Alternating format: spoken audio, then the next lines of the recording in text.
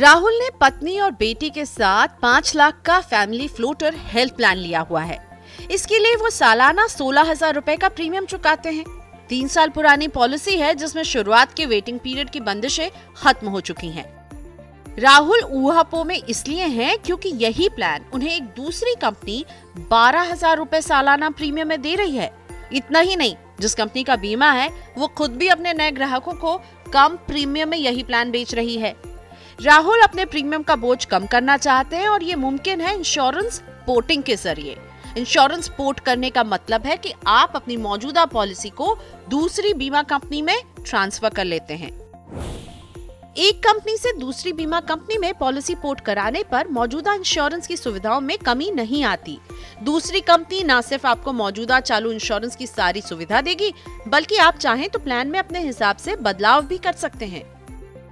Policy port करवाते वक्त जरूर देख लें कि नई कंपनी आपको मौजूदा पॉलिसी से बेहतर फीचर्स दे रही हो, जैसे कि चेक करें नेटवर्क हॉस्पिटल्स का दायरा क्या है, गंभीर बीमारी का कवर कितना है, प्रीमियम की लागत। इन सब को चेक करके ही फैसला लें।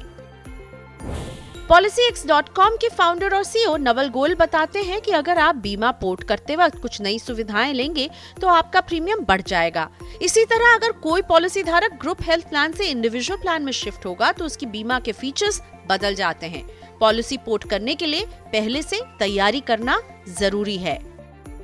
जब भी आप नया बीमा खरीदते हैं तो शुरुआत में पुरानी बीमारियों यानी कि प्री एग्जिस्टिंग डिजीज और खास बीमारी को कवर नहीं किया जाता।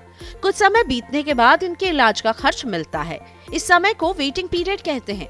अलग अलग प्लान का वेटिंग पीरियड अलग होता है, जो कि 2 से 4 साल का हो सकता है। जब आप पॉलिसी पोर्ट करते हैं तो पुराने बीमा का वेटिंग पीरियड भी पॉलिसी में पोर्ट हो जाता है, यानी आपको फिर से वेटिंग पीरियड से नहीं गुजरना होगा। साथ ही पुरानी पॉलिसी का नो क्लेम बोनस भी ट्रांसफर होता है। तो अगर आप भी प्लान कर रहे हैं अपने हेल्थ इंश्योरेंस को पोर्ट करवाने का, तो कुछ बातों का ख्याल रखिए। पॉलिसी रिन्यूअल के 60 या 45 दिन पहले आपको पोर्टिंग की प्रक्रिया शुरू करनी होती है। अलग अलग कंपनी आपको अलग समय दे सकती है। पुरानी कंपनी को लिखित में बताइए कि आप अपने बीमा को दूसरी कंपनी में पोर्ट कर रहे हैं। नई कंपनी का प्रपोजल फॉर्म आपको भरना होगा, साथ ही पुरानी पॉलिसी की कॉपी भी आपको जमा करनी होगी। आपका आवेदन स्वीकार करने के बाद नई कंपनी आपकी पुरानी इंश्योरेंस कंपनी से संपर्क करके आपकी मेडिकल और क्लेम हिस्ट्री का पता लगाएगी। इसी के आधार पर वो पोर्टेबिलिटी प्रपोजल स्वीकार या खारिज भी कर सकती है। सुनिश्चित करें कि आपकी पॉलिसी चालू स्थिति में हो, यानी कि पॉलिसी रेगुलर हो। अगर उसमें ब्रेक आ गया है तो दिक्कत हो सकती है। किसी भी वजह से रुकी ही पॉलिसी जो है वो दूसरी कंपनी में ट्रांसफर नहीं हो पाएगी। अगर पॉलिसी बंद है तो पोर्ट नहीं करा पाएंगे। आपको नई कंपनी में KYC के लिए सारे डॉक्यूमेंट्स देने होंगे। इसके लिए आपको एक सरकारी पहचान पत्र जैसे कि आधार या वोटर ID देना होगा। जैसे ही इंश्योरेंस पोर्ट होगी उसके बाद आपको पॉलिसी को रिन्यू कराना होगा, क्योंकि आप पोर्टिंग के लिए तभी अप्लाई करते हैं जब रिन्यूअल में 30-45 दिन का वक्त होता है। तो जैसे पोर्ट हो गई पॉलिसी, रिन्यूअल के लिए आपको अप्लाई करना होगा और रिन्यूअल के लिए आपको 30 दिन का ग्रेस पीरियड भी मिलता है। मनी9 की सलाह, अगर आप अपनी मौजूदा पॉलिसी से संतुष्ट नहीं हैं तो उसे पोर्ट करवाने में समझदारी है, लेकिन पोर्ट करने में नई कंपनी को गलत जानकारी ना दें, कुछ छिपाए नहीं।